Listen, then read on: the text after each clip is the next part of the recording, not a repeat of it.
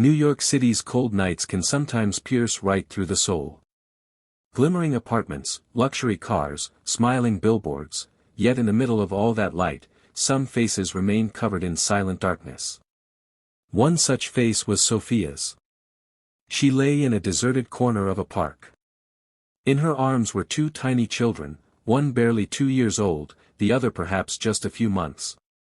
The freezing cold made the babies shiver, and their mother was nearly unconscious from exhaustion. People passed by. Some glanced for a moment, then looked away. But that night, someone walked by who seemed to be sent by fate itself. Alan Carter, a billionaire businessman known for his charitable work. Yet inside, he was a broken and lonely man. His wife had died in a tragic accident, and his only daughter, just 6 years old, had passed away in his arms. Since that day, Alan had forgotten how to smile. That same broken man found his car stopping near the park. And as he looked out the window, he saw a heart-wrenching sight. A woman collapsed on the ground, with 2 children clinging to her. His heart froze. "Stop the car!" Alan shouted. He ran toward them. Sophia's face was bruised, her clothes torn, and her eyes shut tight. The children looked weak, exhausted, as if even the strength to cry had left them. Alan immediately called 911 and summoned his personal doctor to the scene. He rushed them to his private hospital and stayed by their side the entire night. By morning, Sophia regained consciousness. "Who are you?" she asked weakly. "I'm Alan. I found you in the park." Sophia looked at her children, asleep peacefully for the first time in days, and her eyes welled up with tears. "You saved our lives." Alan remained silent, but something in his chest began to thaw. He had never imagined that saving a stranger might help him feel alive again. When Sophia told her story, Alan was speechless. "I used to be a school teacher. My husband was an alcoholic and abusive. When I got pregnant the second time, he kicked me out of the house. I went to shelters, looked for work, but with 2 kids, no one would take me in. Starving, freezing, and desperate. I ended up in that park." Tears streamed down Alan's face. He clutched his chest, as if years of pain had suddenly come pouring out. Alan made a decision: he wouldn't just be kind. He would rebuild her life.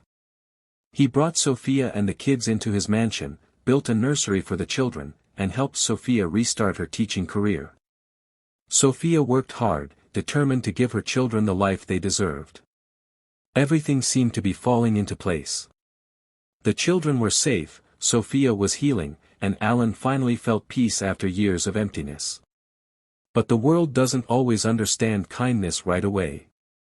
A few days later, photos began going viral on social media. Billionaire and homeless mother. What's Sophia's relationship with Alan? A game of charity or love? News channels began to stir controversy. Is Alan Carter's kindness just a PR stunt? Is this a relationship or a publicity gimmick? Are the children being used? Criticism grew louder. For Sophia, it was unbearable. She held her children close and cried through the nights. "I did nothing wrong. I just wanted to protect my babies. Why is the world blaming me?" Alan watched her quietly, and that night, he made another decision. He would no longer stay silent. The next day, Alan called a press conference. Hundreds of reporters, flashing cameras, and thousands of eyes watched as he stepped onto the stage.